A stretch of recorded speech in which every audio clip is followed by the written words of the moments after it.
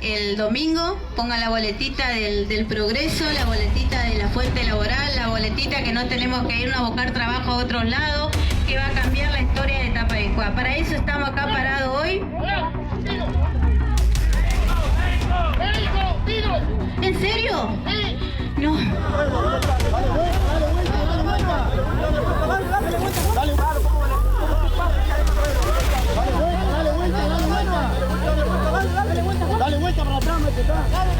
Algo importantísimo, gravísimo acaba de ocurrir en Corrientes. Balearon a un diputado en pleno cierre de campaña.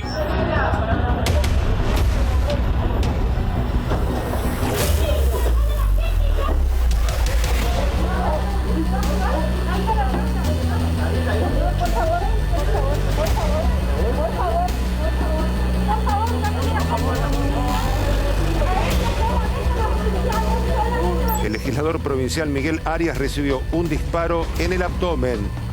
Fue baleado en pleno acto de cierre de campaña y se encuentra en grave estado. El diputado provincial fue herido de un disparo que no se escuchó. Es un arma de fuego calibre 22 y la persona que disparó no logró ser detenida. Este hecho se dio en el marco del cierre de campaña del Frente de Todos, que el domingo va a estar disputando la intendencia frente al actual oficialismo ahí en Tapaiguá. Este balazo en el abdomen que habría comprometido algunos otros órganos, habría perdido mucha sangre, también el diputado Miguel Arias. Estaba la hija del diputado, que es enfermera, Tuni, que fue la primera que asiste al diputado. Nadie escuchó ni vio el disparo. Había mucha música, ¿no? Sí, y es además un calibre chico, sí, hace poco ruido. Lo único que se sabe es que entró por el costado derecho, así que eso te ubica más o menos de dónde salió el disparo. En estos momentos operan al diputado baleado, está en estado grave. Vamos haciendo en pleno acto de campaña, cierre de campaña, y el diputado Miguel Arias sufrió una herida de bala, un disparo. Pero usted estaba al lado de Arias. Pegadito al lado de él. Puede ser que... El ruido, y cuando miramos, él se tocó la panza y estaba sangrando. ¿Puede ser que usted era dirigido a usted la bala? No tengo idea. No tiene idea. El presidente exhortó al gobierno de Corrientes a que garantice la paz y la seguridad en la jornada electoral del próximo domingo. A su vez, el diputado nacional del Frente de Todos por Corrientes, José Ruiz Aragón, responsabilizó al mandatario provincial sin información oficial y sin esclarecimiento. Hacemos responsable de este hecho al gobernador Gustavo Valdeca. Pedir que todas las fuerzas del Estado se comprometan al esclarecimiento de este hecho inmediatamente. Es un hecho que evidentemente tiene una gravedad enorme. Todos pensamos que estas oscuras noches habían pasado ya en la Argentina y lamentablemente en nuestras Corrientes ocurrieron.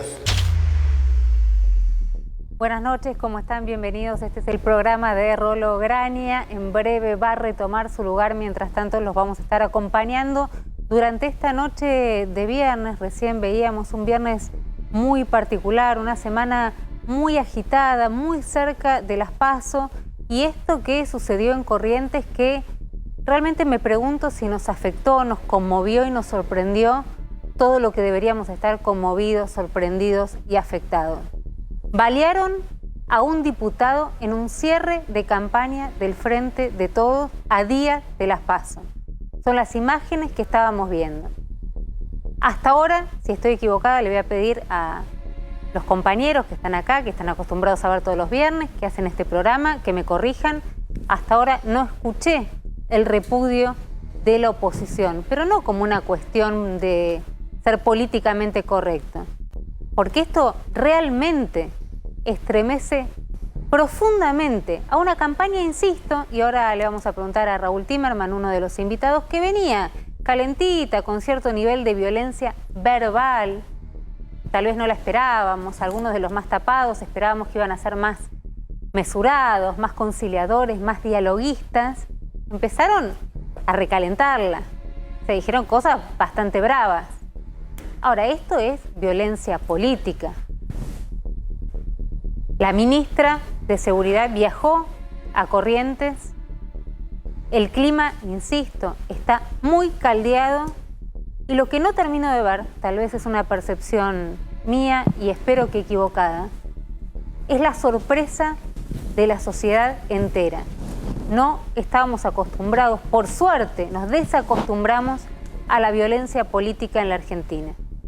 Ayer hubo un momento que por supuesto no se puede comparar, pero de profundo malestar. Veíamos a un grupo de, no sé cómo calificarlos, pero de gente que estaba disfrazada, amenazando a jueces y al fiscal, al juez y a los fiscales que tenían que verse cara a cara hoy con uno de los dirigentes sindicales de la UOCRA en La Plata, el Pata Medina, que volvió a prisión, amenazándolos también, amenazando a la familia, amenazando a los hijos. Ayer ya el día era un día bastante complicado. Y hoy pasa esto, en Corrientes. Insisto, a horas de las PASO.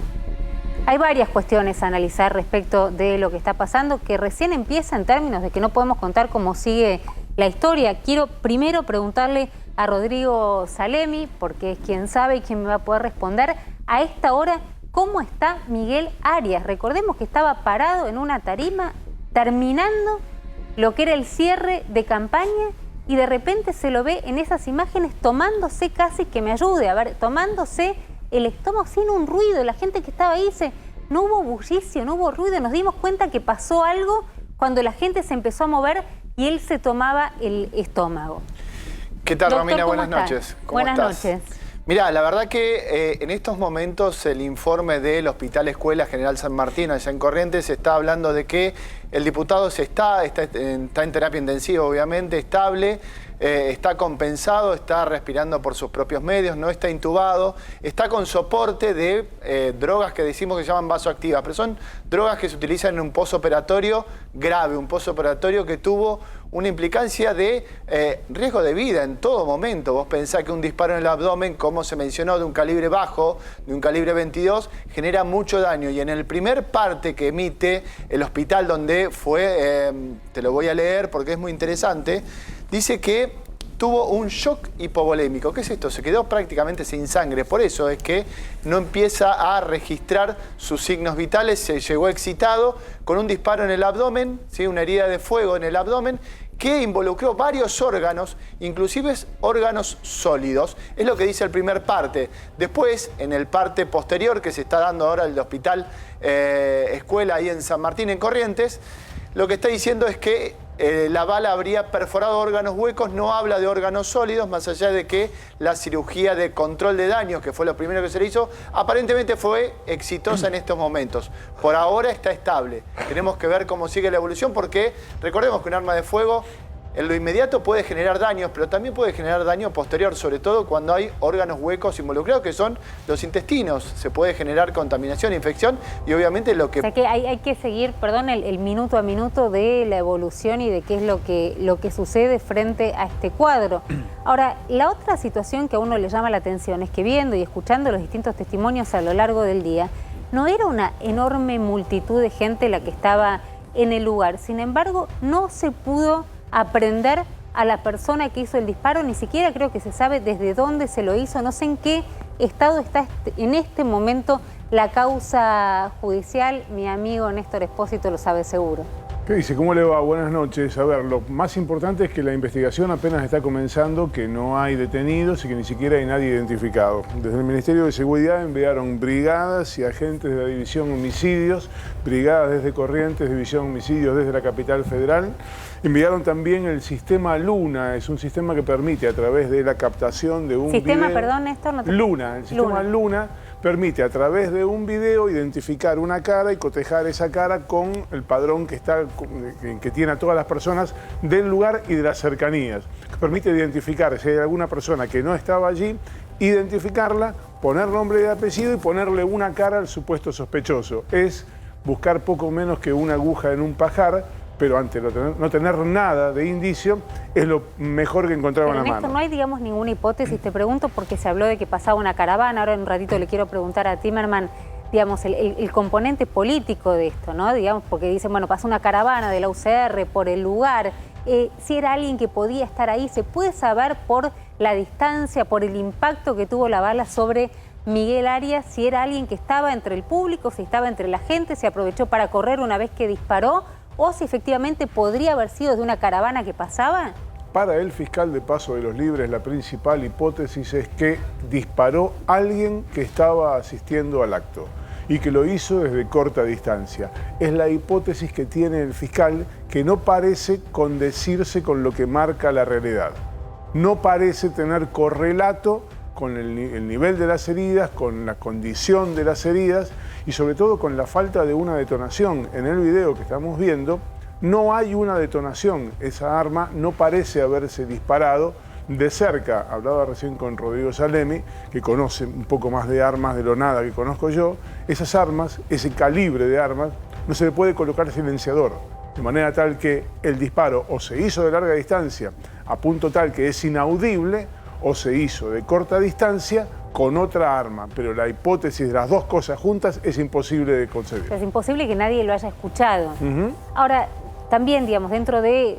pasaron muy pocas horas, entiendo que la investigación, digo, tiene distintos rumbos, pero ¿se puede llegar a saber o a por lo menos, insisto, trabajar sobre la hipótesis si esta bala iba dirigida justamente al diputado? Pues en un momento le preguntaban, creo que era el intendente, si no me equivoco, a ver si me pueden ayudar, pero creo que le preguntaban, ¿iba dirigida a usted? Se le preguntaron también a la viceintendenta del lugar. Nadie sabe, digamos, efectivamente cuál es el mensaje. Ahora, insisto, lo vamos a charlar con Timerman en un ratito, pero esto es un mensaje, lo que pasa es que no podemos descifrarlo.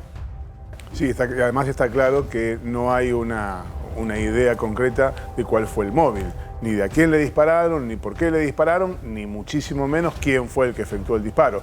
Nada de eso está 24 horas después del hecho, ni siquiera mínimamente insinuado.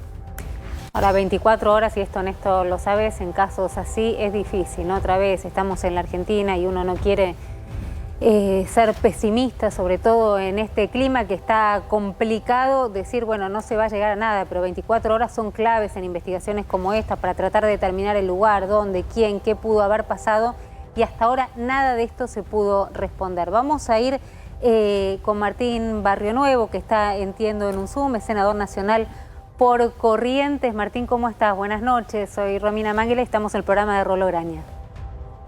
Hola Romina, ¿cómo estás? Buenas noches, gusto saludarte. Bien, insisto una y otra vez, y tal vez los canse durante la noche, pero estoy impactada, choqueada, sorprendida, angustiada con esta violencia política que vuelve a insertarse en el corazón de una primaria, digo, previo a unas elecciones, y no termino de percibir si este clima es el que impacta en la sociedad entera. Bueno, en primer lugar, una noche oscura, de esas que pensamos que habían pasado. Toca vivir en mi provincia, pero es una noche oscura para todo el país. Me parece que este es un atentado claramente político y un atentado a la democracia. Una breve corrección, si me permitís. Sí. Nosotros tenemos elecciones provinciales. A gobernador. Municipales este domingo. Este domingo a gobernador, exacto. No, yo decía, digamos, en cuanto al país que está viviendo, digamos, la previa de las PASO, a eso me refería, pero puntualmente también, digamos, esta elección que vos estás hablando. Sí, claro. Nosotros tenemos esta elección ahora, de hecho, la candidata que estaba hablando es candidata a viceintendente del oficialismo allí, es de Juntos Cambiemos, es del radicalismo más Cambiemos, y al igual que en la provincia, ¿no? Y esta compañera y el compañero baleado es diputado provincial por el Frente de Todos. Actualmente soy senador provincial por el Frente de Todos. La verdad que consternados todos. Hoy a la siesta estuve con la familia ya acá en Corrientes Capital, con la familia de Miguel. Él está consciente, como explicaban recién, estas 48, 72 horas son de monitoreo constante por las complicaciones que puedan surgir por el tipo de herida. Pero en definitiva, estamos ante una situación extrema, ¿no? Una situación en la que todos tenemos que ponernos de acuerdo, decir, no, para este límite no pasamos. Yo creo que si es que hay alguien que pone un pero en esto, me parece que se está equivocando. Entiendo, Martín, lo que decís, digamos, respecto de esto, no tiene que haber ateos, hablas de un atentado político. Ahora, ayúdanos un poco, digamos, a entender que era lo que hablábamos con Néstor Espósito recién, independientemente de cómo siga la causa judicial, si este es un mensaje y un mensaje a quién y un mensaje por qué y qué es lo que no estamos pudiendo descifrar respecto de lo que pasó, insisto, con un atentado, le pegaron un balazo. Mira, yo voy a hacer todo lo prudente que me corresponde por mi condición y además por lo que me corresponde previo a las elecciones provinciales.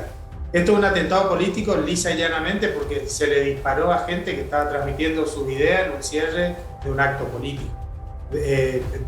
Después de esto discutamos por qué pasó, etcétera, pero no cabe ninguna duda de que esto es un atentado político y a la democracia. Ahora, yo quiero ceñirme y en función de esta responsabilidad que te planteaba recién, a la información oficial, que lamentablemente es muy poca o inexistente.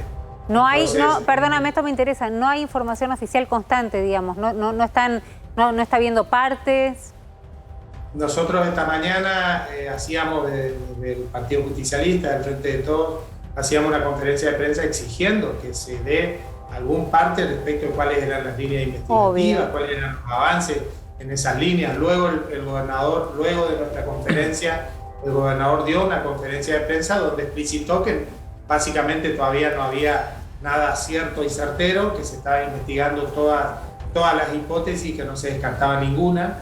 Luego algunas declaraciones del fiscal que no condicen demasiado con lo que pareciera ser la realidad, pero acá tenemos que ceñirnos a lo oficial, ¿no? Y me parece que allí, por lo menos en esta instancia, me parece que tenemos que centrarnos. Pero decía, a esto ponerle un límite, del cual no pasar, porque me preguntaban algunos medios nacionales si es que nosotros tuvimos una campaña beligerante la verdad es que no especialmente, ¿no? La realidad es que también uno, cuando pasan estas cosas, se mira hacia adentro y mira cuál es nuestro contexto en el que vivimos y terminamos naturalizando cosas que no debiéramos naturalizar. Pero vos decís que nada hacía prever, digamos, en una escalada de violencia, ni siquiera verbal, que podía darse un hecho como este, un balazo a un diputado en un cierre de campaña. No, nada hacía prever, sí, muchas cosas que suceden en Corrientes, que bueno, evidentemente indican una escalada, ¿no? Esto de que vos vas a hablar con un vecino y el vecino te pide que entres en la casa para que nadie lo vea que está hablando con vos, es habitual en Corrientes, lamentablemente. Hemos tenido despidos de candidatos, una candidata enfermera hace 2 años fue despedida de salud pública porque fue candidata enfermera por Frente de Todos. Es decir, este tipo de cosas ocurren. Ahora, persecución, o sea, hablas de persecución ideológica. Si yo estoy en mi casa y vos venís a verme para poder hablar con vos, tengo que esconderme, estoy hablando de persecución ideológica, pues podría tener consecuencias ese encuentro. Sin dudas. Esto ocurre y es lo que te decía. Ahora, estas cosas que ocurren ya hace mucho tiempo en Corrientes y que lamentablemente las naturalizamos, hoy una escalada, un salto ya extremo, ¿no? Al llegar al hecho de que un legislador haya sido baleado. Y una cosa que me parece fundamental plantear, recién hablaba respecto del informe médico y de cómo llegó al hospital. Llegó al hospital en la caja de la camioneta de la policía, porque no había una ambulancia en Tapevicuá para trasladarlo hasta Paso de los Libres. En la caja de la camioneta de la policía fue una persona baleada, ya no importa si es diputado o lo que haya sido. Una persona baleada fue trasladada a más de 50 kilómetros con el frío que hacía ayer en la caja de la camioneta de la policía. Bueno, ese es el contexto en el que estamos. Martín, déjame que Néstor Espósito te quiera hacer una consulta, por favor. Sí, yo recuerdo, senador, que cuando fue el homicidio del diputado Olivares, al principio todos especulábamos que si la hidrovía, que si la comisión de transporte, que si había habido una cuestión pasional. Finalmente no había nada de eso y fue una persona que se le ocurrió disparar y que le pegó a él como le podía haber pegado a cualquier otra persona que estuviera caminando por allí. ¿Puede haber habido aquí también algo que no vincule esto con la cuestión política o el contexto inevitablemente lleva a asegurar que esto es un atentado político como usted afirma? Bueno, a ver, evidentemente alguien disparó a un escenario político, ¿no? Se trata de una bala perdida. Claro. O sea, alguien disparó a un escenario. Después, ¿en qué condiciones lo hizo? ¿Con qué motivaciones lo hizo? si fue mandado por alguien, si lo hizo solo, si es alguien desequilibrado o no, de qué espacio político es otra discusión, que tendrá que dilucidarlo la justicia. Ahora, estaban en un acto, en una localidad semirural, estamos hablando de una gran urbe, efectivamente pensar de que esto es una casualidad, y bueno, yo la verdad es que me niego a hacerlo. Claramente, esto tiene un contenido político. Porque es un acto político. Ahora, la persona está manifestando sus ideas y recibe un balazo. Martín, perdóname, pero no quiero dejar de preguntarte si el repudio de la dirigencia política estuvo a la altura de la gravedad del hecho, por lo menos de lo que vos esperabas. No, yo siento que hay muchos peros para repudiar. Y en esto no podemos tener peros si es de un lado o del otro. Yo creo que en esto tenemos que ser contundentes. No podemos tener peros. Y al gobierno, a mi gobierno provincial, le exijo mucho más allá de Twitter. El gobernador está muy bien que se manifieste por Twitter respecto a su sentimiento personal, pero lo que le exigíamos esta mañana es, bueno, los resortes del Estado, actívelos, porque usted es gobernador de la provincia. No necesitamos que nos comente sus sensaciones, sino que se activen todos los resortes del Estado para resolver eso. No es un familiar o un amigo, digamos, pasando por una situación como esta, queda clarísimo. Martín, muchísimas gracias. Vamos a estar, por supuesto, todos expectantes respecto de cómo siga esto, no solamente respecto de la salud del diputado, sino también de la causa judicial, y que otra vez la impunidad no quede como la única historia que tengamos para contar, que le dieron un balazo que no se sabe cómo, dónde ni por qué. Pero realmente con vos y comparto que haya una respuesta, y que es responsabilidad del Estado provincial también proveerla. Así que te mando un abrazo muy grande. Un fuerte abrazo, muchas gracias por la comunicación. No, muchísimas gracias a ustedes. Y hablando de campaña, ahí voy a pedir que me hablen por la cuca. Hablando de campaña, vamos con un tape de esta campaña rarísima. Qué rara que se vino esta campaña, a ver. Amigos tiene cualquiera, militantes pueden tenerlos, pero no tiene cualquiera los compañeros que tengo. ¡Vamos, Guillermo Moreno! Nuestra propuesta más importante es un bloque de 120 diputados que les ponga un límite. No vamos a votar más impuestos. La campaña de juntos o separados con este cambio de domicilio y este carancheo constante, lo que demuestra, Pablo, es que está muy lejos de la realidad. Veo una sociedad frustrada con freno de mano. Acá a veces el Estado, con la burocracia, con los impuestos, frena el talento argentino. Lo que hay que hacer es despertar el talento argentino, favorecer. Para que tu voz se escuche en el Congreso. Todos somos parte. Tu voz importa. ¡Unite! Las peleas se dan cuando hay que dar las peleas, porque lo que vale en sí mismo es la pelea y por qué uno pelea. Estamos más cerca y créanme que vamos a entrar para sacarlos a patadas en el culo. Y naturalmente que cuando uno dice esto, nos acusan de violento. ¡Violento las pelotas! Repetir. ¿Qué es más grave? ¿Verme en pelotas a mí o que estos políticos te dejen en pelotas a vos? Vayamos a lo importante. Demasiado revuelo con mi cuerpo. Basta de ajuste económico. Salario mínimo de 100.000 pesos. Pase a planta permanente.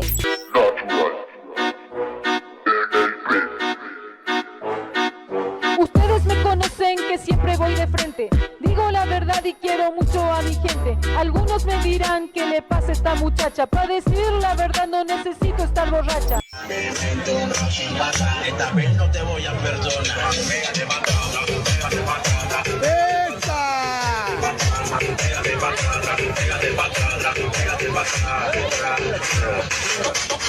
Que el otro no te perciba como un enemigo, como una cucaracha, como alguien que no puede tener voz ni voto. Y ese es el sentido profundo que el kirchnerismo le ha puesto al lenguaje en la Argentina. Pero acá no hablamos de ideologías, acá no hablamos si es de un lado o del otro. Estamos hablando de ideología porque no sé en qué país vivís.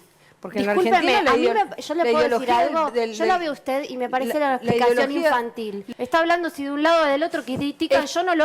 siento que me estoy hablando con mi hija, que me está diciendo yo me estoy portando mal. No me trates como tu hija, por favor.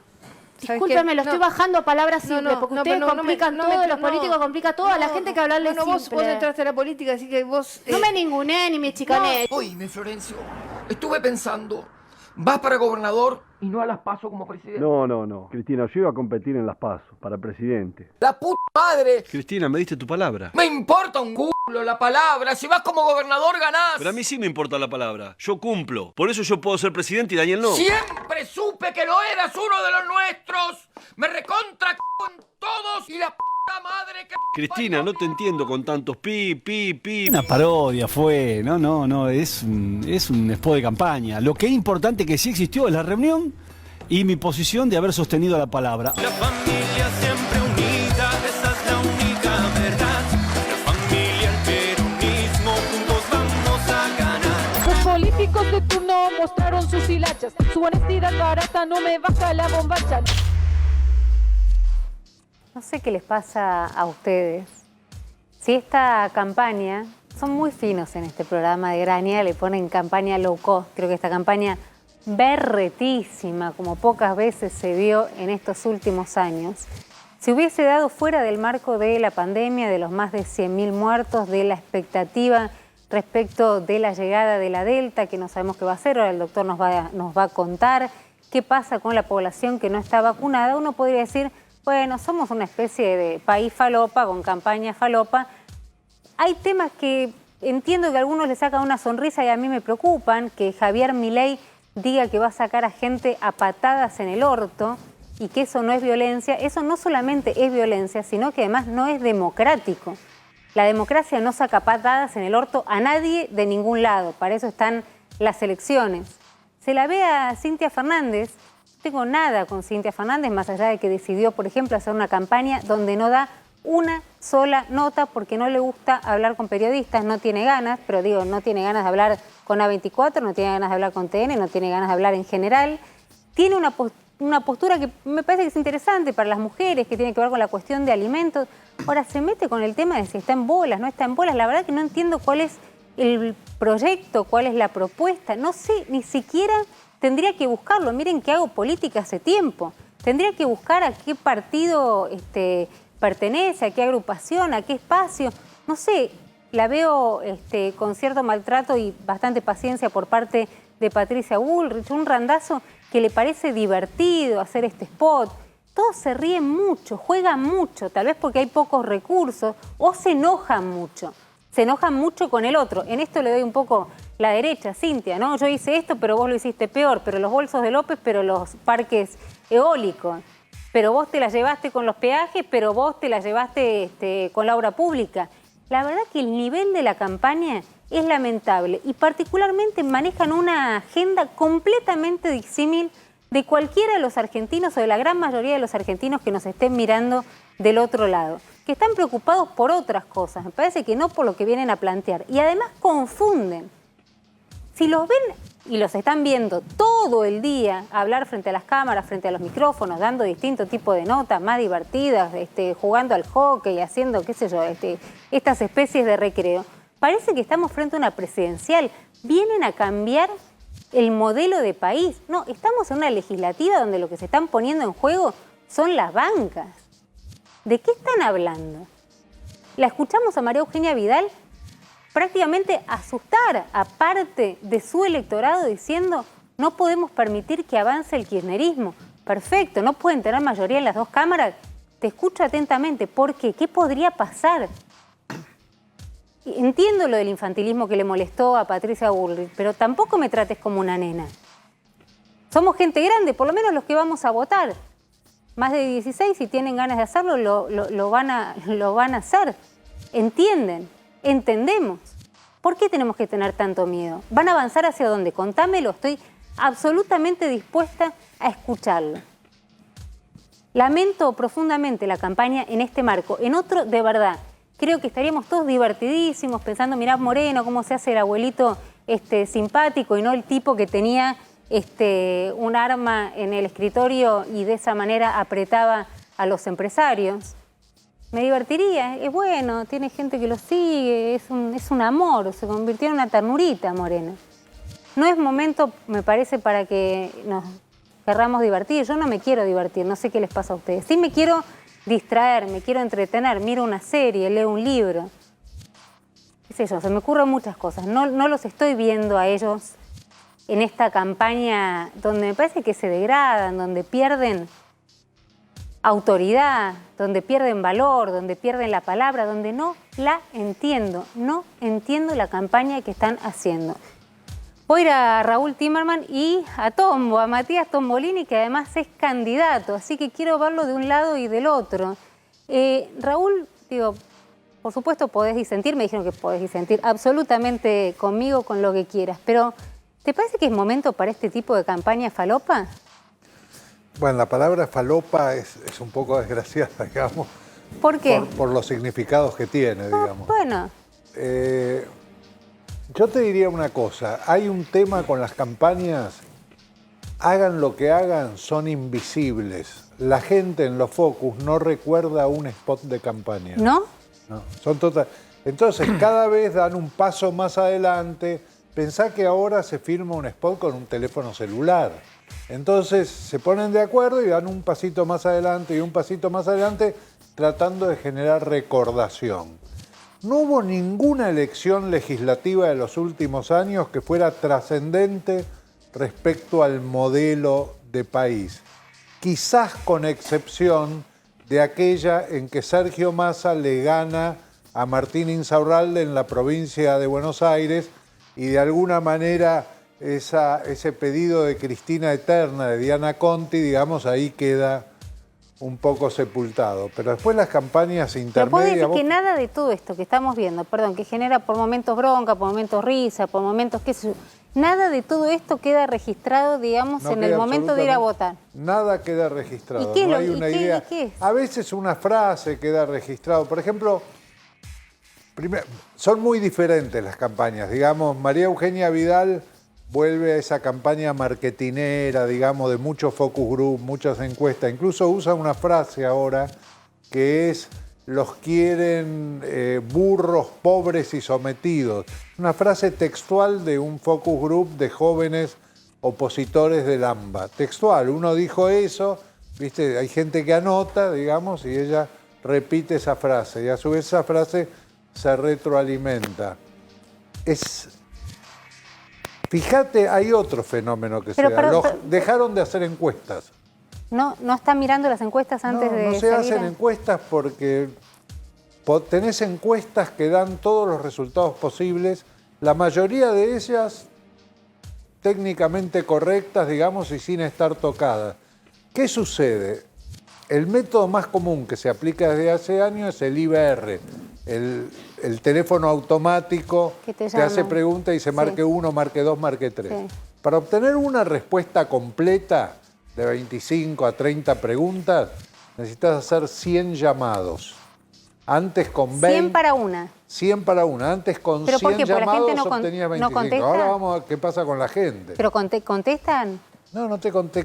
Te cortan a la segunda. Miro acá y le pregunto a los chicos, le pregunto a mis compañeros. Si los llaman con 10 preguntas y les dicen marquen 1, 2, 3, ¿la siguen? Corto todas las veces. No. Corto absolutamente siempre. No.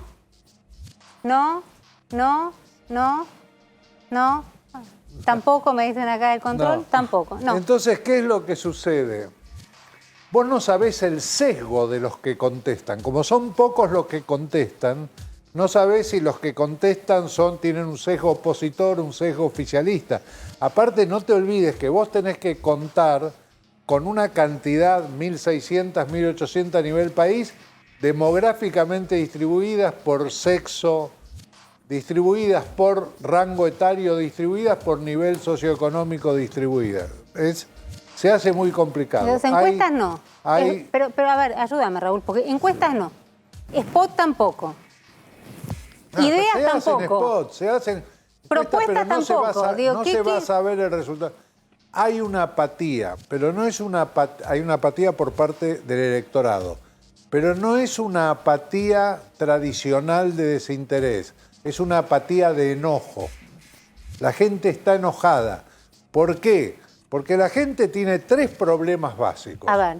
Que son el tema vacunación, contagiarse, el temor a que llegue la segunda dosis, etcétera, que el gobierno digamos, lo va piloteando bastante bien. El tema de inseguridad, ser víctima de un hecho violento en la puerta de tu casa que te mate. Se toca muy poco ese tema, independientemente de quién sea. Se toca nada. Se toca no lo nada. veo en el arco político. Cada tanto el diario El Popular saca número de crímenes por día, número qué pasa en el conurbano, etc. Las frases que te dice la gente del conurbano son terribles. Bueno, y el tercer punto es la inflación, el costo de los alimentos, que no le alcanza el dinero, si va a haber empleo o no va a haber empleo. De eso no se habla. Está bien, pero eso, lo que te pregunto es, Entonces digamos, la gente está enojada. pero está enojada, cuando escuchamos la gente está enojada, decimos la gente está enojada con Alberto Fernández por la foto, la gente está enojada con Ginés González García y también con el propio Alberto Fernández por el vacunatorio VIP. Vos me decís, no, la gente está enojada con la dirigencia política, aún con la oposición. Así enojada. es, aún con la oposición, con María Eugenia Vidal dentro del PRO, la gente de la provincia está enojada porque siendo la que más medía ese espacio en la provincia se fue a la capital. La gente de la capital dice que no es de ahí. Digamos, la gente está enojada. Ese es el punto uno. En una situación de enojo, ¿quiénes son más propensos a ir a votar? ¿Los oficialistas o los opositores? Los opositores. Los moviliza el enojo. Los oficialistas van a tener que demostrar que son capaces de llevar a votar a la cantidad de gente suficiente. Hoy ninguno de los dos llega a 40. Fue 48-40, esos 8 puntos de diferencia no existen más. ¿La foto impacta o no impacta? Alberto Fernández dice que no. La foto es un tema impacta que ya emocionalmente en el primer momento fuerte, muy fuerte, y eso por eso fue tratada de mantener durante tantos días por la oposición la foto. Y llega un momento la que foto de produce... Olivos del cumpleaños de Fabiola Yáñez en pleno Lo asco, emocional pasa a lo racional rápidamente y la gente se está volcando hacia eso. Pensá que en la provincia de Buenos Aires, Axel Kicillof le gana a María Eugenia Vidal 52-38 por 14 puntos. Esa diferencia no existe más. Vos fijate que el comité de campaña del Frente de Todos se propuso a nivel nacional 40 puntos. A nivel provincia de Buenos Aires, 42 puntos. Había tenido 48 y 54. Que va a ser muy cabeza a cabeza, que va a ser muy peleado. Es una elección muy competitiva. Posiblemente el Frente de Todos suba 2, 3, 4 diputados y baje 2, 3, 4 senadores, digamos, más o menos en esa relación. Pero es muy competitiva la elección, depende mucho de la capacidad de movilización el día de las elecciones. Y depende mucho de la capacidad del oficialismo. El oficialismo ha perdido votos, gente que votó a Alberto Fernández y está decepcionada. Entonces son votos que se han perdido. ¿Dónde puede obtener votos el oficialismo? Los que votaron a Macri no lo van a votar. No, claramente. Tiene que buscar esos que se perdieron. Depende de la capacidad de convencimiento que tenga. ¿Cómo lo convences? Haciéndolo reflexionar, preguntándole... Pensá por qué me votaste a mí en aquel momento. Pensalo simplemente. Y diciendo cuál es el futuro que yo te prometo. Hay que vender futuro. La gente no vota pasado, no discute el pasado. Quiere saber qué va a pasar. ¿Se va a contagiar o no? ¿Va a haber trabajo o no? ¿Vamos a salir de la pandemia con la vida que queremos, como dice el oficialismo? Pero, ¿o no? pero entendés la enorme contradicción, digamos. La gente no vota... pasado y la dirigencia política solo discute pasado. Así es, efectivamente, solo discute pasado. Hay otro tema, no discute, no hay discusión, no hay debate. Ahora, vos hablabas recién de... Yo vi, por ejemplo, a Patricia Bullrich con Leandro Santoro. Sí. Me gustó verlos juntos. Sí. Me gustó que cada uno pueda opinar. No quieren debatir, no están con ganas en general de debatir. No están con la necesidad de debatir y aparece un fenómeno como Victoria Tolosa Paz que da la impresión que nadie quiere debatir con ella. A mí me preguntaron, ¿vos debatirías? Dije no, porque maneja mucha más información, es rápida, tiene mucha memoria. Pero vos es decís que Santilli no podría debatir. Me dijeron cómo se podría debatir. ¿Pero vos decís que Santilli no podría debatir con Tolosa Paz? No. Sí, debatir puede debatir. No, está bien. Pero, y salir bien parado, te estoy hablando. Salir bien parado. Hay una persona que podría salir bien parado por la técnica que tiene, es el Chino Navarro. ¿Por qué? Porque el Chino Navarro escucha. Y cuando el otro termina, empieza a hablar. Pero yo te hablo de alguien que sabe... y Tolosa lo va a interrumpir y el chino va a dejar para que la gente se dé cuenta que lo interrumpe. Esa técnica es la que puede funcionar con Victoria Tolosa Paz. Pero apabulló a un periodista fuertemente. Habla mucho también, ¿no? Es difícil cortarla. Ahora, vos decías, uno no se acuerda de los spots. Y yo estoy segura de que a Tombo, más allá de que lo conocemos porque laburó con muchos de nosotros durante mucho tiempo, el spot de la cocina de Tombo, ¿cuánto tiempo pasó? 4 años. Yo creo que nos acordamos todos, ¿o no? Sí, claro. Ayúdame con esto cuando no entiendo qué me quieren decir. ¿Vos qué querías contar con eso? ¿Que se armó, se acuerdan o no de la cosa? Digo, claro. Estoy hablando de... Sí, ¿se acuerdan de eso? El eslogan en ese momento que impulsábamos con Sergio aquí en la ciudad tenía que ver con que la plata no alcanzaba, con que los precios iban más rápido que los sueldos. Y era un problema que en el 2017 se tapó. ¿Y estabas vos en tu cocina? Y estaba yo en mi cocina. Sí. Y bueno, se hizo famosa mi cocina, mi heladera. Sí. Pero en ese momento me parece que pudimos por lo menos intentar instalar una pregunta. Por supuesto, no representábamos una fuerza mayoritaria en la ciudad. Hoy lo que yo veo del resto de los spots me parece que transita como por otro lugar. Ahora, recién decía, bueno, los 3 problemas que tiene la agenda del que está todos los días, domésticos, del impacto que tenés en tu vida cotidiana, que no tienen que ver, digamos, que tiene que ver con la salud, que tiene que ver con la inseguridad y que tiene que ver con la inflación. Y decís, en ese momento los precios iban corriendo muy por delante de los salarios. No estamos en una situación muy diferente. No, claro que no. Lo que sí podemos decir es que en ese sentido la foto hay que mirarla con cierta perspectiva. Para ponerlo en perspectiva, valga la redundancia. En la gestión anterior los salarios perdieron 20 puntos. O sea, si vos te comprabas 100 litros de leche cuando Macri empezó su gobierno, cuando terminó te comprabas 80. Con Alberto, si te comprabas 100 litros de leche, hoy te compras 97 litros de leche, punta contra punta. Antes de la pandemia te comprabas 105 litros de leche. Subió el poder de compra del salario. Hoy, en el contexto de la pandemia, con una economía que se contrajo y ahora se está recuperando, ese es un camino que se está recorriendo, que vamos en una dirección de recuperación del salario. Hasta junio, que es el dato que se conoce, precios y salarios empataron. Pero no es la única manera de medirlo. ¿Por qué?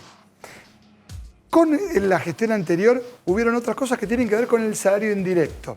¿Qué quiero decir con esto? Hacela fácil, a ver qué... Luz, gas, agua y transporte se multiplicaron por 20 y por 10. Sí. Entonces, la inflación de quien menos tiene está impactada por fundamentalmente 2 cosas. Alimentos y bebidas, que en este periodo de gobierno van parecido a la inflación un poquito más arriba, alimentos y bebidas, y los servicios. ¿Por qué? Porque vos no tenés segunda marca de bondi. No llegás y elegís 2 marcas de luz. No. Como la luz fue mucho más rápido y el gas y el agua mucho más rápido que tu sueldo, el ingreso disponible, la que te quedaba después de pagar lo que no podés dejar de pagar porque te cortan la luz o porque no podés elegir una marca alternativa de transporte, era menor. Por eso a Macri, además, se le desplomó el consumo, sobre todo de los sectores populares. Porque no quedaba con qué, digamos. Exactamente. Ahora, hoy, si vos mirás en la gestión de Alberto, lo que vas a encontrar es que los precios regulados, luz, gas, agua y transporte, van bastante más despacio que la inflación. Y eso, bueno, te genera cierto, no te digo alivio, porque no se puede hablar de alivio con la situación tan complicada como la que mira, hay. no sé si lo puedo pedir, no quiero complicar a la producción, pero hay una placa que me impactaba mucho, que hablaba justamente de la clase media y en qué el nivel de endeudamiento, pero no solamente eso, sino en qué se endeudaba. Puedo decir, bueno, puedes tener un altísimo, creo que por ahí andarán las placas, un 53% de endeudamiento, pero decís, bueno, no sé, se endeudaron con un crédito, se endeudaron con un crédito hipotecario, se endeudaron con un auto. No, se endeudaron con facturas, con el pago de servicios. Así es. A ver, pero yo quiero que se digo, entienda mira, lo ahí lo tenemos. Clase media estamos hablando. Ahí tenés, ¿querés te lo cuento? Dale, Esta por favor, es una encuesta mensual que hacemos, que es un termómetro de la clase media que hacemos con Sheila Wilker de 3.0 todos los meses. A la derecha está el total padrón, esto está hecho sobre todo el país, es todo el electorado, y a la izquierda extraemos aproximadamente el 42% de los casos de clase media exclusivamente. La cuestión es que en el total país el 58% de los encuestados está endeudado. Se endeudó durante el 2021. ¿Cuánto? Volví a repetirme. 58, 6 de cada 10. Y en el caso de 6 de la cada clase... 10 argentinos se endeudaron. Así es, y un argentino representa una familia, que a lo mejor son 3 o 4. En el caso de clase media ha sido un poco menos, 53,5. Ahora, vos le preguntás a los que se endeudaron, y vemos el siguiente slide. ¿Qué es lo que decía Tom? ¿Para qué se endeudó? ¿Para qué se endeudó? Vos fijate, tanto la clase media como el total de la población para pagar gastos corrientes, facturas impagas, comida, supermercados. Muy poquitos para comprar o modificar la casa, muy poquitos para realizar inversión comercial, etc. Cuando vos le preguntás con quién se endeudaron, una o varias tarjetas de crédito. Y el drama es que aproximadamente el 22% de la población endeudada se endeudó con entidades no financieras o prestamistas. ¿Te imaginás lo que pagan por eso? Claro. Este tema no se habla. ¿Sabés quién hablaba de esto durante bastante tiempo? Daniel Arroyo. Cuando decía la situación es los que están endeudados. A la gente no le alcanza el dinero que gana. Nosotros, otra pregunta que hicimos, que no está acá el gráfico, es usted, a los que trabajaban y no trabajaban sobre planes sociales, el 18% que trabajaba no le alcanzaba y necesitaría una ayuda del Estado. Y la misma cifra, el 18% que vivía de un plan del Estado, no le alcanzaba y necesitaba trabajo. Y había un 28% que trabajaba y con eso vivía. Vos ves esto, estás viendo que el bolsillo está reclamando claramente, digamos, Yo con una creo que necesidad. eso va a ser lo que va a determinar el resultado de las elecciones. Sí, finalmente va a ser la Pero mientras tanto los más económica. conciliadores te hablan de una especie de la Moncloa, que hay que hacer un pacto. Lo escuchaba Álvarez Agis decir, pensemos en 8 años. Imagínate, digo, la cantidad de gente que se te cae del sistema en los próximos 8 años si vos no tomás una medida de urgencia. Eso, indudablemente. Creo está que sucediendo, pero déjame... Yo cuando él hablaba de la cocina, para entender qué es recordación, vos sos joven, pero... No tanto, pero me acuerdo de la cocina de Tombo, dale. Si yo te digo aceite bueno y barato... Forest 444. Forest 444. Eso es recordación. Cualquier persona mayor de 50, 55 años, sabe. Una vez un tipo que vendía aceite cayó en la radio de Romay y Romay dijo... Usted tiene que hacer publicidad para vender más aceite. Luego dijo, ¿y qué hago? ¿Tengo que ir a una agencia? No, ¿usted dónde queda? Forest 444. Aceite bueno y barato, Forest 444. Pero el eslogan y la recordación no implican éxito, porque el Menem lo hizo, es el último eslogan de campaña más o menos recordado. Y Menem no fue presidente. Es más, de hecho se retiró de ese balotaje. Con la campaña Menem lo hizo. Sí, bueno, hubo cosas... Pero no garantiza, no garantiza el éxito. Por supuesto. La recordación solo no alcanza, digamos. Lo que pasa que ahí había la recordación del slogan, pero estaba la recordación de Menem presidente también. O sea, las dos cosas se balancearon. Kirchner venía, era algo nuevo, fresco, qué sé yo, irrumpió Kirchner y Menem se retira porque los gobernadores lo presionan para retirarse, porque los que iban con él... Porque dice, con vos perdemos. Y bueno, finalmente decide retirarse. Pero digo, es una campaña atravesada por la cuestión económica, claramente por el miedo de la pandemia. Y digo, insisto, me parece que están manejando, digo, te hablo como candidato del Frente de Todos en la ciudad, una agenda completamente distinta a la que estamos manejando todos nosotros, por ejemplo, de los que estamos acá. Me parece que son... A ver, yo no estoy de acuerdo en el punto de la agenda que estamos manejando. Vos sabés, yo soy vicepresidente del Banco Nación. El Banco Nación hoy tiene una agenda que es completamente distinta a la agenda que había cuando llegamos. ¿De qué hablábamos cuando llegué? Cuando en el 2017, dólar o LEVAC. Bueno, hoy el Banco Nación ha prestado entre el 2020 y el 2021 más de 420.000 millones de pesos a más de 120.000 créditos distintos entre tasa cero, tasa subsidiada. Hay una situación que es pero clara. sigue siendo de endeudamiento, digo, lo estamos Pero está bien, pero a ver, recién. pará. Primero. Teneme el endeudamiento, paciencia, Tombolini, yo te tengo- teneme paciencia. Pero te conozco hace como una década y media. Por eso, pues ya te pusiste como impaciente para explicarme, dale. A ver, me parece que es importante entender lo siguiente.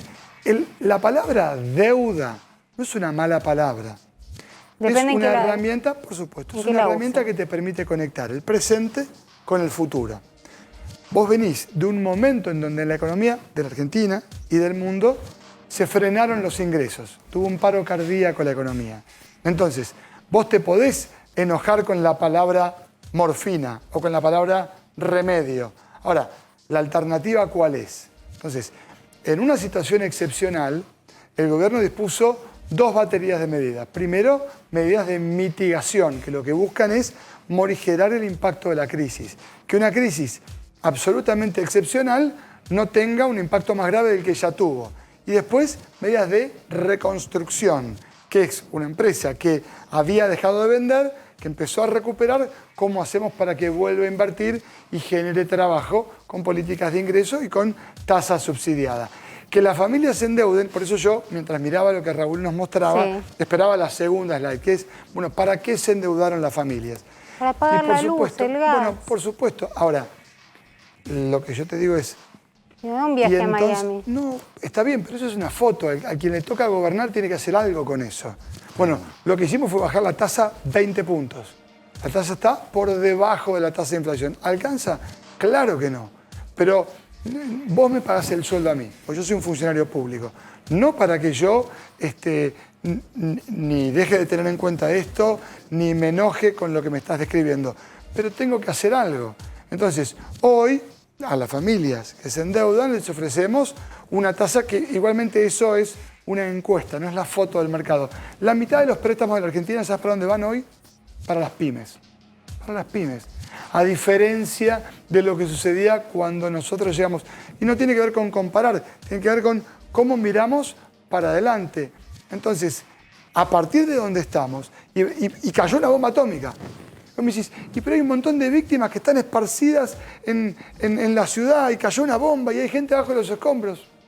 Sí, nosotros queremos remover los escombros y ir en una dirección determinada. Pero Matías, perdón Sí. que te interrumpa porque te Por estaba favor. escuchando atentamente, me parece muy interesante lo que estás diciendo, porque justamente el gobierno, cuando vos querés levantar esos escombros, ¿a quién vas a ayudar? A los rescatistas.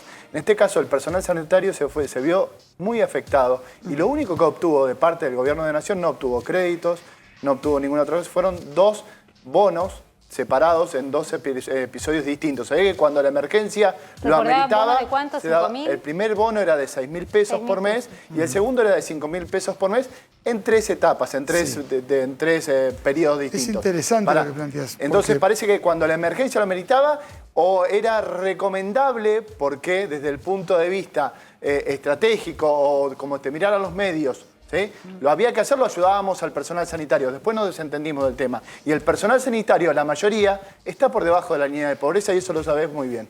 Y eso es lamentable lo que está pasando. Está bien, pero me parece que no hay que confundir, porque es importante aclarar lo siguiente. El Estado Nacional, ¿cuántos hospitales tiene a cargo? ¿Cuántas enfermeras paga? ¿Cuántos médicos? Es importante aclarar, Pero por yo ejemplo, no hablo del Estado, hablo de la, Bueno, pero de está la bien, política en general, De más las allá de los prioridades distritos. está pero planteando, ¿no? en ese sentido, digo, vos pagás distintos tipos de impuestos. Por ejemplo, en la Ciudad de Buenos Aires pagás impuestos locales y pagás el IVA, que es un impuesto nacional. Las enfermeras que no son reconocidas como profesionales no dependen del Estado Nacional.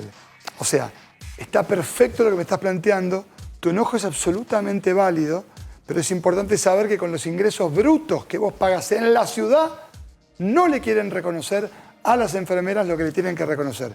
Eso no tiene nada que ver con la Administración Nacional de Salud, que tenemos un montón de cosas para hacer mejor, sin duda.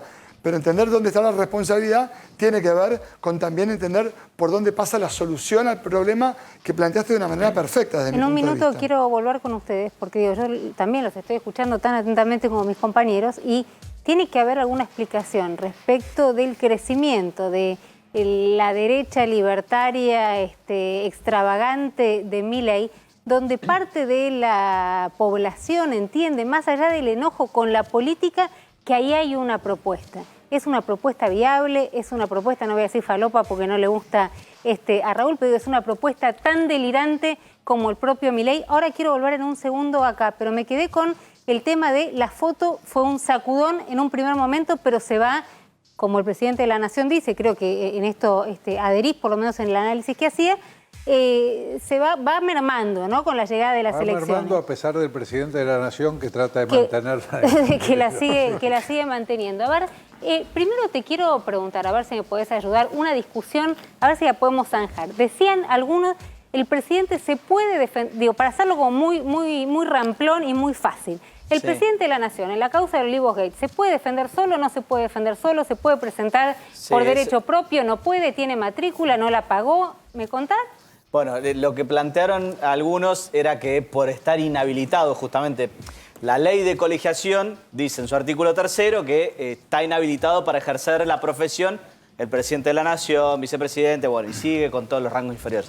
Después el artículo 4, ¿sí? Digo, todos estos que sostenían que no se podía presentar, un artículo más tenían que leer.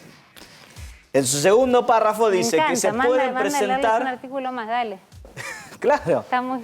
A veces, viste, cuando uno está muy enojado y lo guía el odio... Sí, estás cebado y te quedaste ahí. Claro, te quedaste con lo que te sirve y no miras más. Bueno, el artículo 4, en su segundo párrafo, dice que justamente se puede presentar en causa propia, ¿sí? En defensa de su cónyuge, bueno, y parientes cercanos, ¿sí? Con lo cual está perfecto, por más que esté inhabilitado por el ejercicio del cargo, está perfectamente habilitado para ejercer la defensa propia. O sea que lo puede hacer. Sí. Ahí sí, por lo menos ahí no viola ninguna ley. No solo eso, 24 horas antes de presentar el escrito de defensa, las 36 páginas de defensa, le pidió al Colegio Público de Abogados un certificado de que podía ejercer su defensa y se lo extendieron 24 horas antes de presentarlo. Ahora, Néstor, yo no sé si Néstor se puede parar a ver conmigo una placa, quieren que la vea de ahí, no sé, vení, ¿puede? ¿Me dejan que se... dale, se viene conmigo. Ya estamos. Tenemos a ver, frente a un hecho como este, ¿no? Perdón que te dé la espalda, Raúl.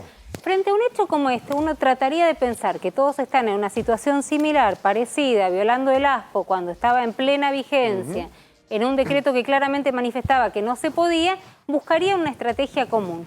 ¿Cómo explicás, digo, en fácil, lo que me preguntan todos los días es que cada uno tenga un abogado distinto y que en principio elaboren estrategias diferentes? Si a vos y a mí nos enganchan en alguna, calculo que iríamos, no sé, a buscar a algún abogado que tenemos de los tantos en común, a decir, trata de zafarnos porque estamos en la misma. Sin embargo, acá cada uno busca estrategias distintas, ¿para qué? Ese intento de estrategia común se buscó desde el primer momento. Y el hombre, mejor dicho, los abogados indicados para esa estrategia eran estos dos, Juan Pablo Fioribelo y Mariano Lizardo. Eran los dos que en principio iban a agarrar a todos los que vemos en esta foto, desde el propio presidente de la Nación hasta el colorista, y dijo, vamos a ir todos por el mismo lugar, que la estrategia era... ir todos juntos y patear para adelante. Y patear para adelante. Patear para adelante. ¿Dónde se rompe esto? Juan Pablo Fioribelo tenía el conocimiento del presidente y también de Fabiola Yáñez, porque fue el abogado de Fabiola Yáñez en un juicio ante el dueño de un portal, un juicio reciente, que lo había injuriado, que lo había tratado despectivamente. Bueno, en ese juicio obtuvo una condena y a partir de eso se ganó la confianza de la primera dama. Entonces él había concitado toda esa primera parte. Se rompe a partir de algunas desinteligencias. Vamos a preservar en la matriz de las inteligencias. No, es la parte más divertida. Expósito, dale. ¿Cuáles son las desinteligencias? Nos deja todo. ¿Cuál es el principal elemento que hace pelear a la gente? ¿Cuál es? La plata. La plata. Okay. La plata. Bueno, ¿querían que $12.000, una cosa así, están pidiendo? No importa. Nunca le preguntes a un abogado. Nunca le preguntes. No, ya sé. Rompió una regla. Bueno, a partir de eso empiezan a aparecer escisiones. Bueno, y entonces ayúdame acá. Sí. Arranquemos. Alberto Fernández, sí, presidente de la Nación, se presentó, ya nos dio la explicación perfecta, se defiende solo, dijo, Dalbón es mi abogado para causas civiles o para la causa de Patricia Bullrich, pero en esta, que es derecho penal, la conozco, la sigo solo, tiene el aval para hacerlo, lo puede hacer. El que no leyó el 4 ya se lo explicó. Es raro. El doctor Es rara la Fue decisión de Alberto 17:50, Fernández. se presentó, ¿no?, en la Secretaría 13 y dijo, no, bueno, lo hizo por mail y dijo, acá estoy. Vos lo conocés mucho mejor que yo, pero históricamente en ¿A el quién? fuero, en el fuero penal hay un dicho que dice... Pensé que Alberto Fernández me estabas metiendo en... No. Esto que voy a tengo, contar, sí. en el fuero penal hay un refrán que dice que el abogado que se defiende a sí mismo en causa propia tiene a un tonto por defensor. No es una buena idea que el abogado sea su propio defensor. Alberto Fernández. Carolina Morafiotti es la estilista de Fabiola Yáñez. En algún momento había tenido mucha repercusión pública porque había viajado en ese primer viaje a Israel y se cuestionaba si la primera dama tenía que viajar o no acompañada por una estilista. Lo cierto es que también tiene otro abogado defensor, muy conocido. Sí, Alejandro Rúa es el socio de Graciana Peñafort, es uno de los abogados muy activos en defensa de exfuncionarios del gobierno 2003-2015. En este caso, tomó esta parte de la ¿Sabés cuál es defensa. la estrategia? Digo, qué raro, estaban todos en el mismo lugar, qué sé yo, decir, llegué, pensé que eran 4 y me encontré con 10. ¿Cuál es la estrategia de Rúa? ¿Sabés por dónde va a estrategia ir? de Rúa parece coincidir con la del ex camarista Jorge Ballesteros y el abogado Pablo Snonimsky en torno a que haya métodos alternativos de resolución del conflicto. Esto es... O sea, no que negar el delito, como lo está haciendo Alberto Fernández, sino decir, el delito sucedió, lo cometí, busco la manera de repararlo. Tienen, en comparación con Alberto Fernández, una enorme ventaja. Ellos defienden a gente que puede pedir una probation. El presidente, por su condición de funcionario público, no podría pedir una probation. Hay una figura, que es la figura de la conciliación, que permitiría incluirlo el presidente. De hecho, la oferta de donar la mitad de su sueldo durante 4 meses al Instituto Malbrán forma parte de ese paquete de medios alternativos de resolución de conflicto. El resto puede pedir una probation y en esa probation seguramente también va a haber algún desembolso de dinero como reparación. Fabiola Yáñez. Fabiola Yáñez va con Juan Pablo Fioribello y con Mariano Lizardo y con otros, ahora 6. Arrancaron siendo casi 9, se fueron ahora bajando, se sí. fueron bajando. Y se fueron bajando porque, por ejemplo, Estefanía Domínguez, la primera de la foto, está con el abogado Mauricio de Alessandro.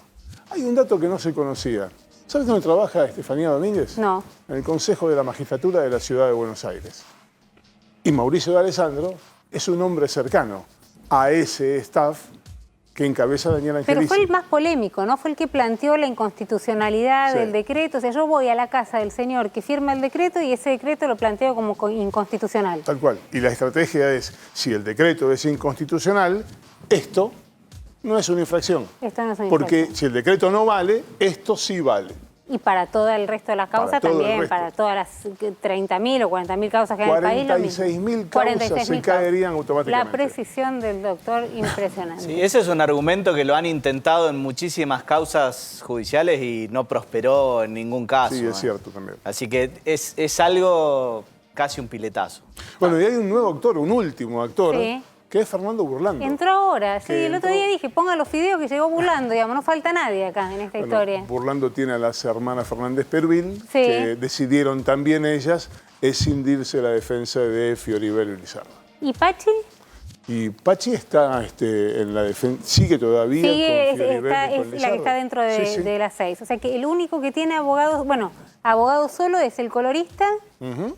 Estefanía Domínguez. Estefanía Domínguez, que lo tiene Mauricio de Alessandro, Bueno, y el las colorista que tiene Alejandro Rúa. Perfecto. Bueno, y hay que ver cómo les va en esta historia, ¿no? Hay que armarse de paciencia, porque hasta después de las elecciones difícilmente haya un movimiento fuerte en esta causa. Y hay que ver también si queda en Comodoro Pi o esto se va a San Isidro con la jueza Arroyo Salgado. Bueno, el fiscal de San insiste Isidro... con que de donde se cometió el delito debería por territorialidad tener la causa.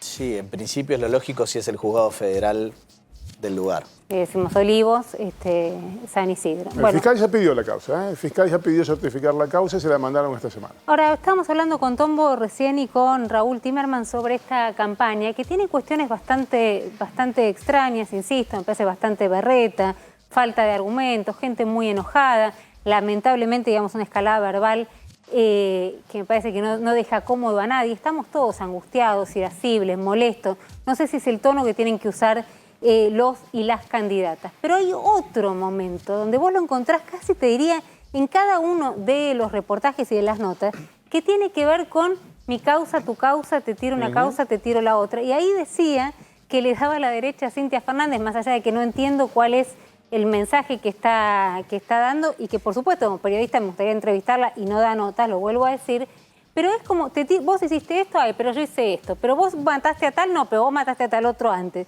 Se tiran con causas, tenés las causas M y las causas K. Son una parte, ¿no?, que están constituyendo una parte del argumento ante la falta de argumentos en esta campaña, porque no sé quién va a votar una banca dependiendo de la causa Obra Pública o la de Correo Argentino. Pero ¿me contás un poco? Mira, la diferencia principal entre las causas M y las causas K es que las causas M tienen más actualidad, porque ocurrieron hace menos tiempo. Pero estas tienen más espectacularidad. Pero estas tienen más espectacularidad. Aquí se habla todo el tiempo de lawfare, ahí se habla todo el tiempo de persecución política. Nosotros arbitrariamente hemos tomado 7 causas de cada lado, hay un montón de expedientes más, basta meterse en la página del Poder Judicial para encontrar que hay muchas más. Pero hemos enumerado de este lado las que todavía quedan en pie, porque se han caído muchas de las causas K. Queda en pie Obra Pública, que está en juicio actualmente, quedan en pie la que para mí es... Contame algo, perdón, más que quedan en pie, digamos. Contame a mí, que nos gusta el... Ay, no quiero decir malas palabras porque está Raúl. Puedo de cucaracha, el puterío de pie que nos gusta, digamos, ¿no? Más allá de cuáles quedan en pie. ¿No puedo? Sí puedo, gracias. Si digo solo eso, no digo nada más. ¿Cuáles la tienen preocupada?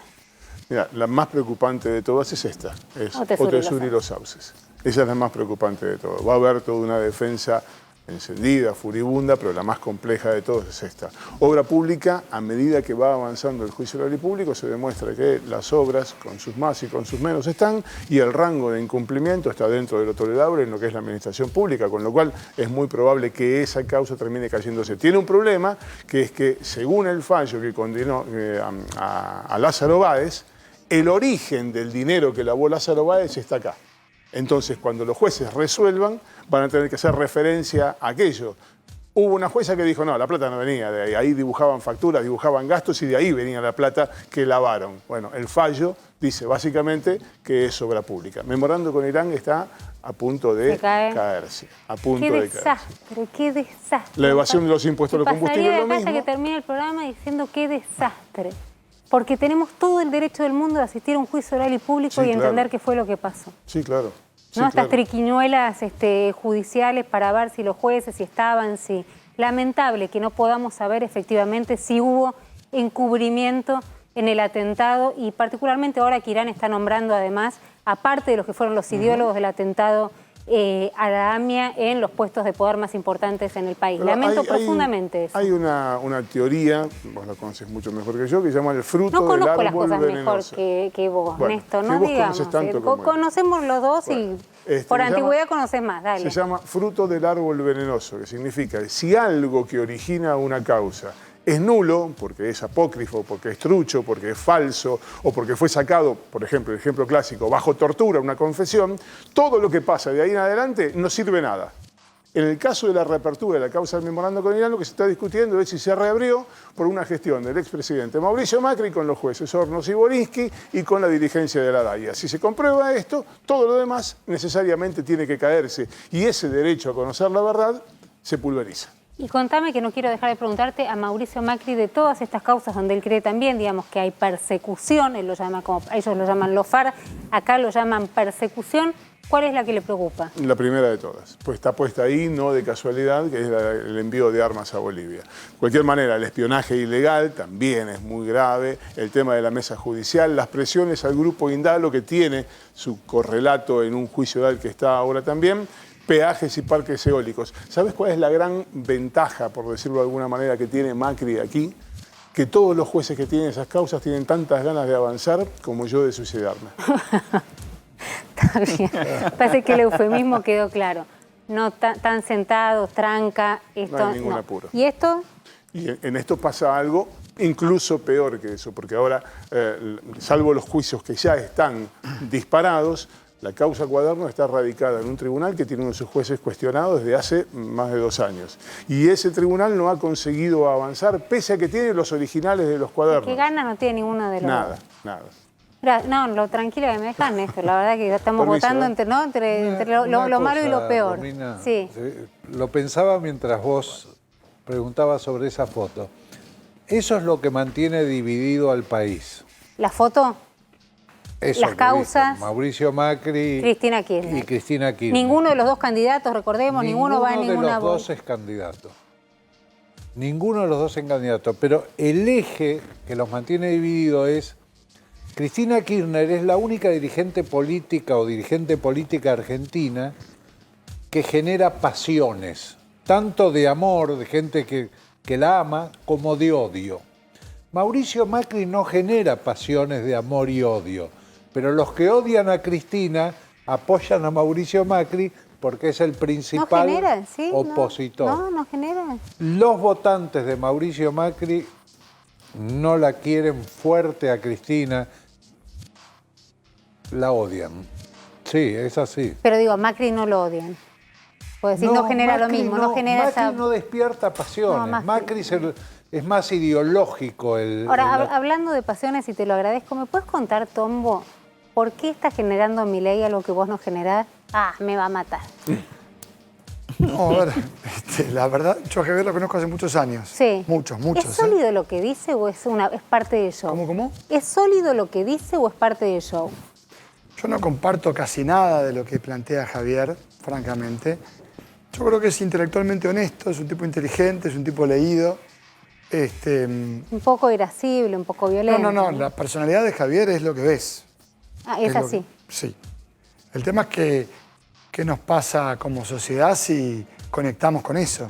Pero vos cuando lo escuchás, digamos, en términos económicos, en términos de sus propuestas, decís, payaso, o sea, retírese o realmente sentís que... No, yo creo que eliminar el Banco Central... Estás muy zen, Tom. ¿Estás haciendo yoga, algo? ¿Estás tomando algo? No. ¿Tomando algo? Sí, no sé, para mantenerte en el estado como muy... Estás muy zen. Te conocí más vehemente, sí. Porque sos funcionario. Qué aburrido, claro. No, pero no se trata de aburrido o divertido. Me estás pidiendo que opine de otro candidato y no con el querés. que compito, pero por supuesto no tengo ningún problema. Pero me decís, no quiero calificarlo. No, a ver... No lo califico en términos personales, no me parece que una calificación a alguien que hace política sea ni de payaso. Pero su proyecto. Ya te dije, no comparto. Porque su puesta es payasesca o circense, si no querés, digamos, para que no suene con una connotación negativa. Mira, yo lo miro de otra manera.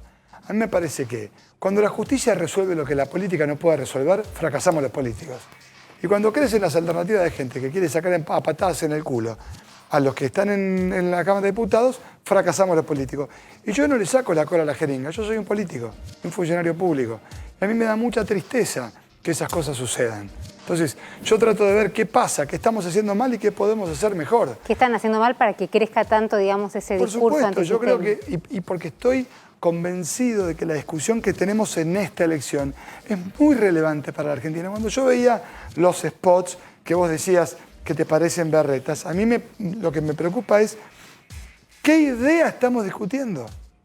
¿Qué te propone? Bueno, nosotros tenemos ideas. Yo, mira, ayer estuve, por ejemplo, en Endeavor con Leandro Santoro, para mí un candidatazo, hablando con los empresarios, diciéndoles, che, nosotros tenemos propuestas para que ustedes ganen plata, contraten gente y paguen mejores salarios.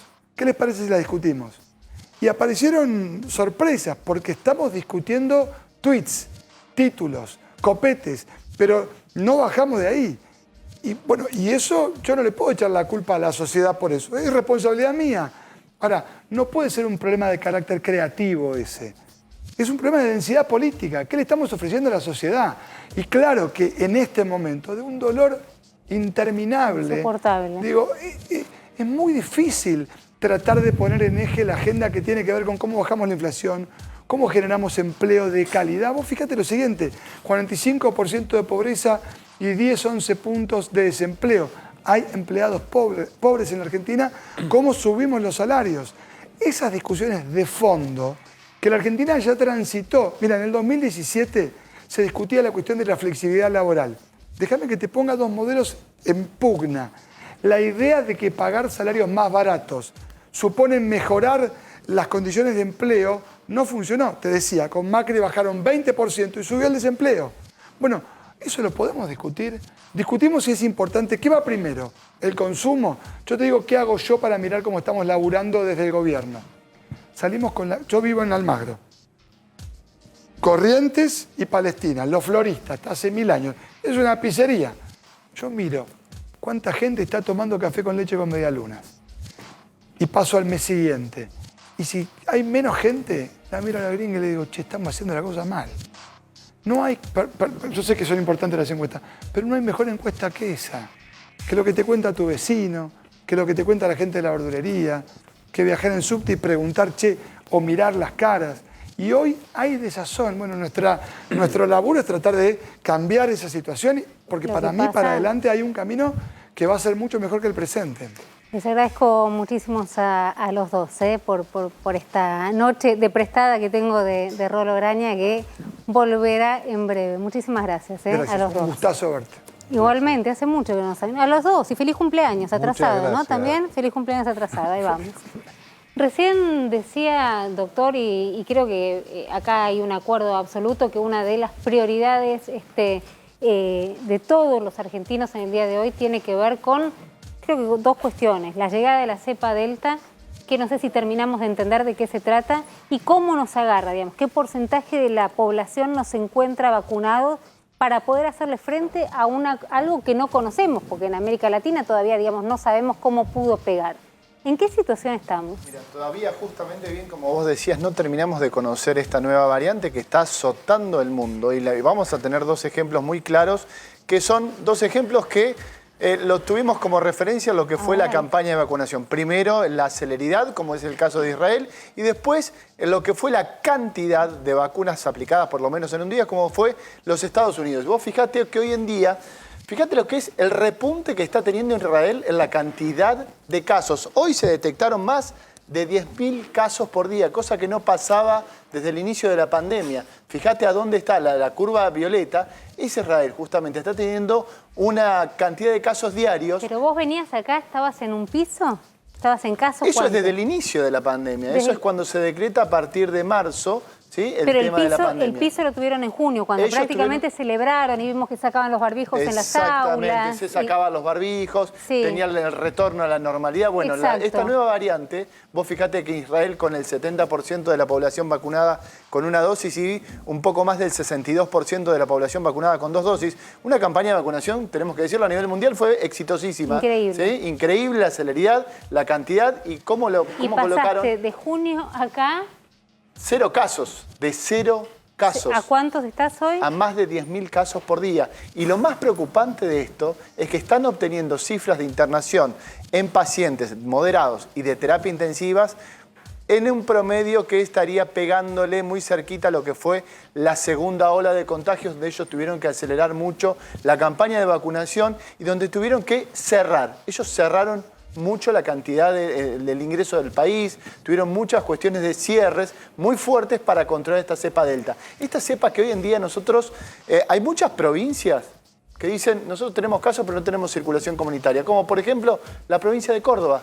73 casos detectados, no tenemos circulación comunitaria. Vos decís que es imposible, es que imposible, la circulación comunitaria está. Tuvieron 1000 personas aisladas con una sola persona de un brote, justamente que tuvieron el brote que se inició con la cepa Delta. Hay muchas cuestiones que se pueden decir. Tenemos circulación comunitaria en la ciudad de Buenos Aires, pero tampoco los políticos tampoco quieren admitir la circulación comunitaria. Parece como que fuera una palabra negativa, pero me parece que deberíamos empezar a cambiar y decir, si tenemos circulación... Pero esto es Europa. Esto es el hemisferio norte. ¿Qué pasa en el hemisferio sur? Exacto. Exactamente. Bueno, en el hemisferio sur lo que está pasando son cuestiones distintas. Será por cuestiones de temperatura, será por cuestiones estacionales. Todavía no lo sabemos porque esto es muy nuevo. Pero digamos, no hay... Yo sé que es una expectativa boba y es este romanticismo que uno dice, por favor, por ahí una nos sale, pero no hay ninguna posibilidad de que no llegue. No hay ninguna chance de que no llegue, más allá de que se está viendo el tema de la competencia que hay con distintas cepas, pero la competencia también estuvo en otros países y en otros países llegó. Entonces no hay nada que nos indique que no va a pasar. Y nos va a agarrar con una... Esto que dicen que, perdón, yo te cuento lo que uno escucha, digo, para que un profesional pueda aclararlo. Esto que dicen, la cepa de Manaos es tan fuerte que hace que la Delta venga debilitada y entonces no nos va a pegar tan fuerte. A ver, Estados Unidos tuvo la cepa alfa, la cepa sudafricana, ¿sí? Y les pegó de la misma manera. Cepa alfa que era extremadamente contagiosa. Lo mismo pasó en el Reino Unido y están con 30.000 casos que sí diarios. Que vamos a terminar el año con la Delta circulando. Sin lugar a dudas, y ojalá, ojalá y todos los pronósticos por supuesto, sean completamente equivocados y nos equivoquemos. Me encantaría verte en diciembre y decirte cómo te equivocaste. Y vamos a festejar los dos, por Pero supuesto. ojalá, lo que pasa es que países que hicieron las cosas extremadamente bien y que fueron vistos a nivel mundial como, llevaron esto adelante, están con problemas hoy en día. Y mientras tanto, ¿con qué porcentaje de la población vacunada? A nosotros nos agarra con un poco más de un 50% de la población con una sola dosis y estamos llegando cerca del 30% de la población vacunada con 2 dosis. El tema es que, leía un tuit de Santiago Cafiero donde decía que llegaron 50 millones de vacunas a la Argentina. Al día de hoy, colocadas, ¿sí? Cifras oficiales, 41 millones. Nos quedan 9 millones que deberíamos acelerar la campaña. Esta discusión que explicó Bisotti, que no están en la heladera, que había dicho López, que no están haciendo especulación política con las vacunas, digamos. Una discusión que tuve con el ministro de Salud de la provincia de Buenos Aires. Sí, pero hay 9 millones de vacunas que todavía no están ¿A vos aplicadas. te genera duda? Totalmente. Sí. Es un porcentaje importantísimo. Vos pensás que con 9 millones de vacunas... No puede ser la logística de lo que significa... Sí, lo que pasa es que la logística debería estar aceitada ya prácticamente llegando casi a los 10 meses de inicio de la campaña de vacunación. Eso debería ser algo que ya debería estar recontra aceitado. Porque vos con 9 millones de dosis... No entendés dónde están esas 9 millones de dosis. No, distribuidas hay 46.729.000, 41 millones colocadas, hay 5 millones que siempre están dando vueltas en el tema de la logística, la distribución. Hay otras 4 millones de dosis, según lo que dice el propio jefe de gabinete, que no sabemos dónde están porque no están distribuidas, deben haber llegado hace poquito.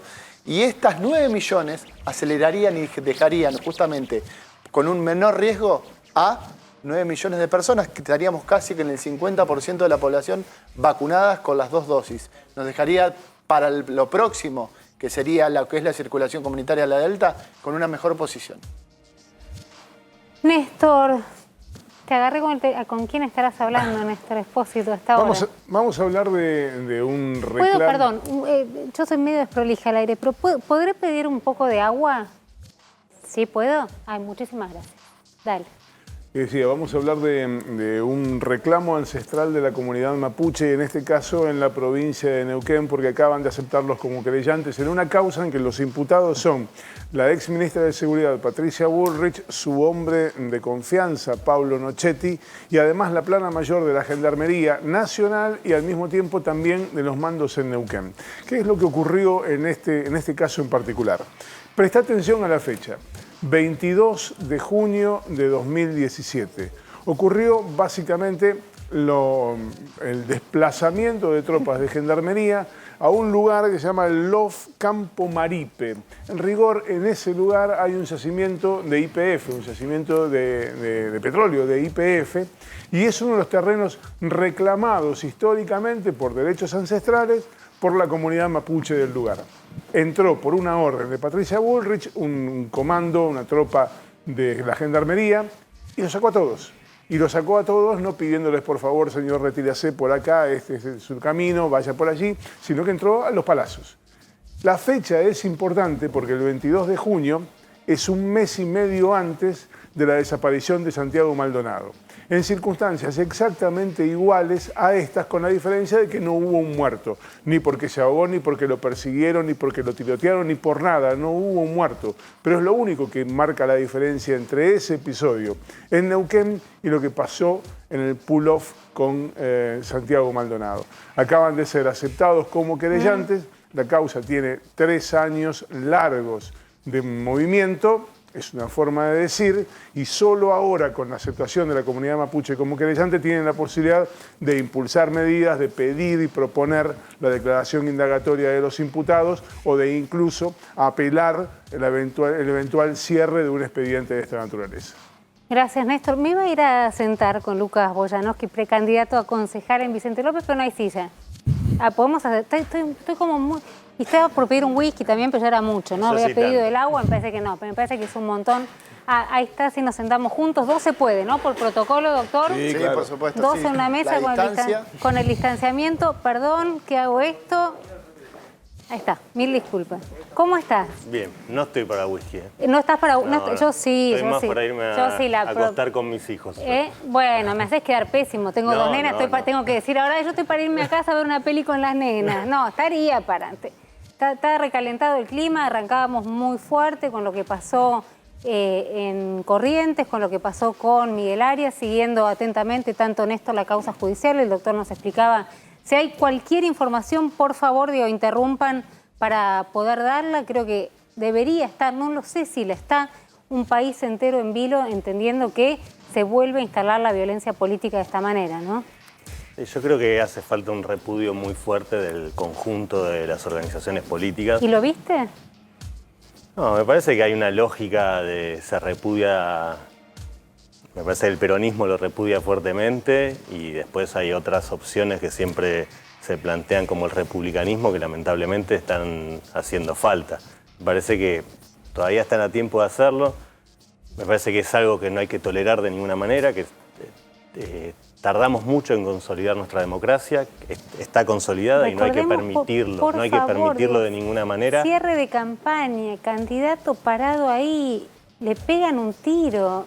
Eso es un desastre lo que pasó. Es una imagen absolutamente ajena a nuestra cultura democrática, ajena a los últimos años de democracia y me parece que hay que consolidar un fuerte repudio y aquellos que no lo hicieron me parece que todavía están a tiempo, que sirve, que es útil para acompañar a la familia y al compañero en particular, pero me parece que no es un problema particular, sino es un problema de la democracia toda. Ahora, qué campaña rara, ¿no? Hablábamos con Timerman, hablábamos con Tombo, hablábamos con Néstor, cruzada por la foto, cruzada por las causas, cruzada por, el doctor decía, también la pandemia, ¿no? Creo que el hecho de cómo llegue la gente vacunada o no, más preocupada o no, más asustada o no respecto de, bueno, si está vacunada la nueva cepa, también va a ser, digamos... Son muchas las variables que no se pueden manejar y que van a influenciar al votante a la hora de ir a las urnas. Yo tengo una impresión muy ligada quizás a lo que vivo todos los días en mi ciudad, en Vicente López, que es que el votante, la vecina, el vecino, me parece que va a priorizar quienes pusieron todo para cuidarlos.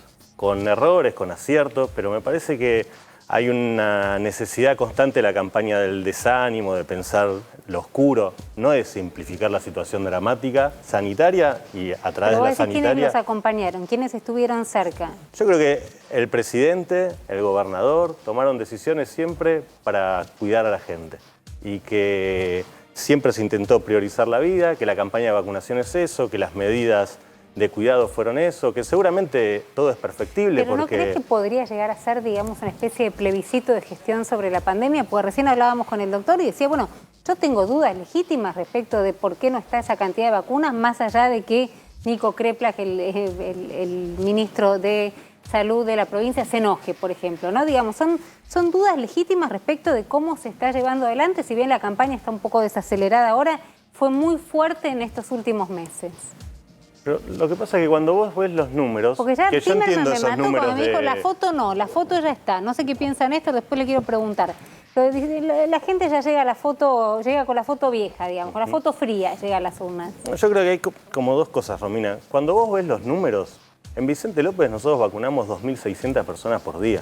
Y la verdad que sacando las jornadas esas históricas que fuimos a las estaciones de tren o a buscar lugares que la gente no se animaba a ir por temores todavía, la verdad que son jornadas de altísimo promedio, de los más altos. Y es todos los días... No se animaba a ir a los centros de vacunación. Hubo claro, no, mirá, los números son muy... No solo los grandes, sino que también hace a una pequeña ciudad como Vicente López para pensarlo. 218.000 personas inscritas en una población de 270.000, que eso incluye 35.000, 37.000 niños y niñas, con los cuales vos no los estás vacunando. No están dentro de la campaña. De los 218.000 inscriptos, están 100% vacunados con una dosis. Y hay 105.000 ya vacunados con 2 dosis. Entonces, la verdad que la campaña de vacunación es una campaña de vacunación muy buena, que da respuesta. Ayer o anteayer el intendente de Vicente López, Jorge Macri, salió a pedir que no entre el tema de la vacunación en la grieta, que no haya manipulación política de la gestión sanitaria. Haciéndolo, ¿no? ¿Cómo? A ver. Haciéndolo. Ah, bueno, ahí está chicaneando. ¿Por qué? No, porque... Ofreciéndole, digamos, al gobernador le dijo, yo ofrezco distintos centros, si es que no tienen, para que esto pueda ser más rápido, más progresivo, pero por favor, la salud en medio de la grieta, ¿no? Fue un tuit que puso Jorge Macri, que ayer o anteayer. Vos decís que él sí hace manipulación política de... Pero lo pone él. Y nosotros... Lo pone él, no es la primera vez. A nosotros, yo he articulado la campaña de vacunación de Axel Kicillof, de nuestro gobernador en el distrito, y siempre, mediáticamente, siempre la ha criticado, ha puesto palos en la rueda, siempre nos boicoteó mediáticamente.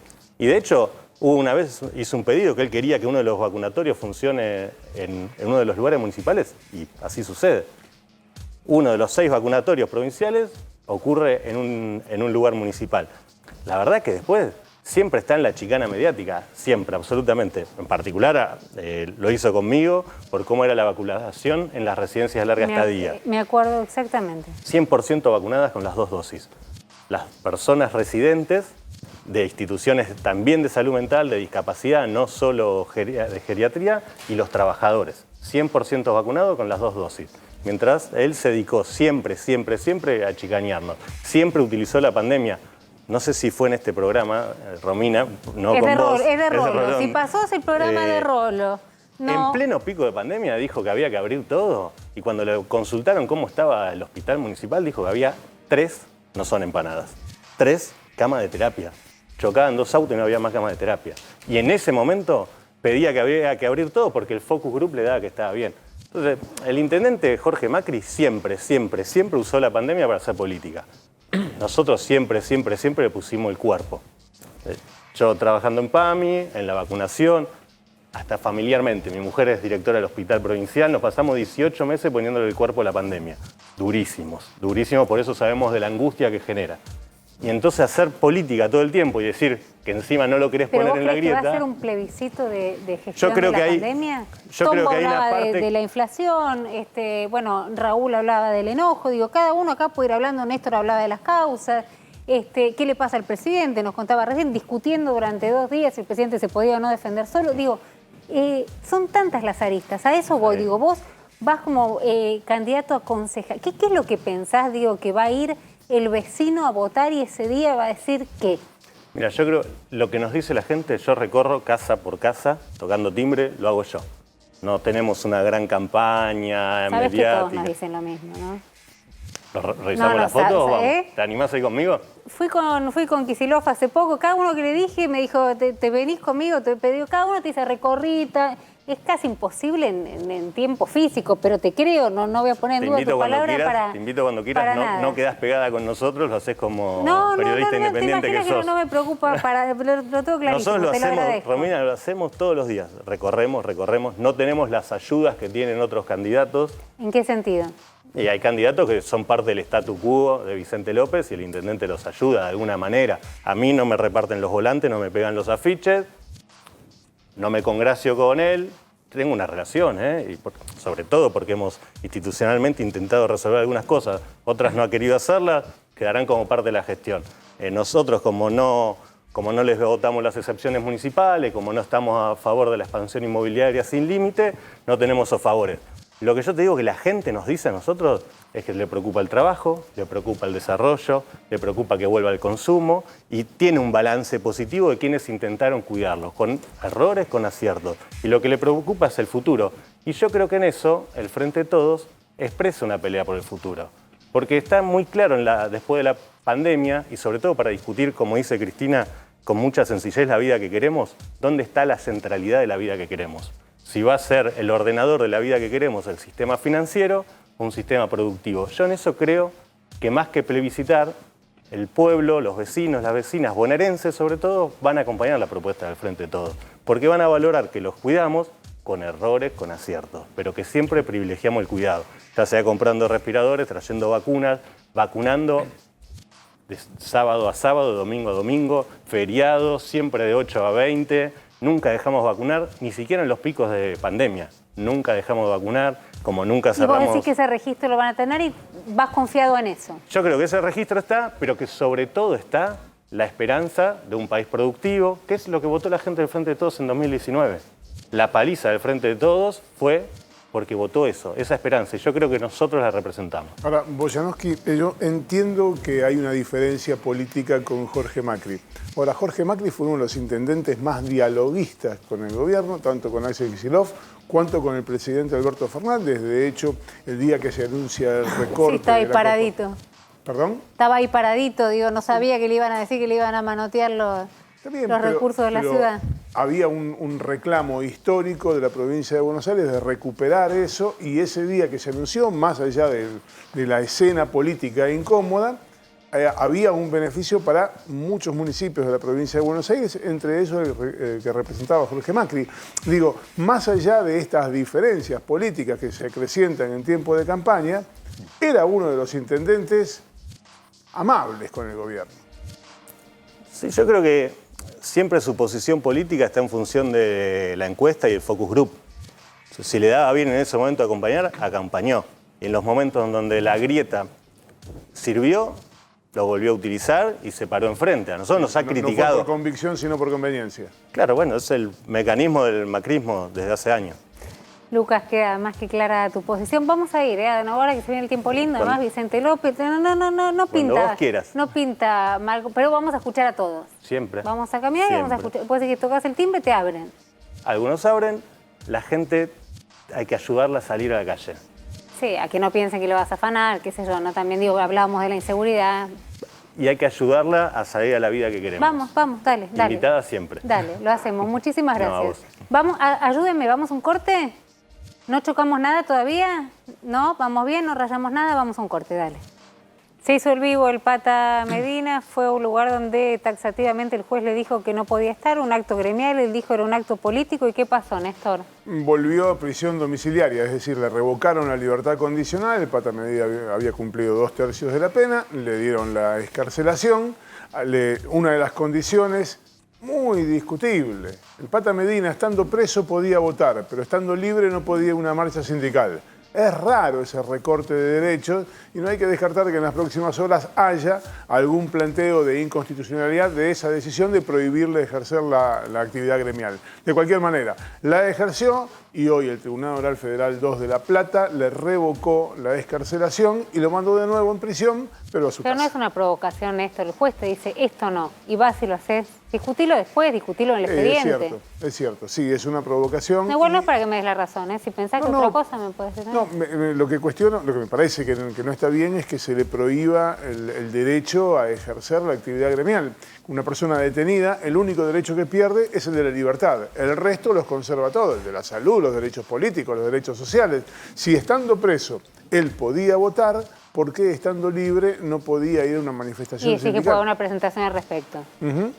Doctor, ¿qué es lo que está pasando con Miguel Arias? Recién decías algo interesante, no solamente es el balazo, sino el riesgo de vida que implica lo que sucedió en el cierre de este acto del Frente de Todos en Corrientes y cómo está esta hora. Claro, totalmente. A ver, las actualizaciones de los parte médicos, la última oficial fue a las 4 de la tarde, donde dice, te leo textualmente la última oración que dice, el pronóstico es reservado dependiendo de su evolución. ¿Qué quiere decir esto?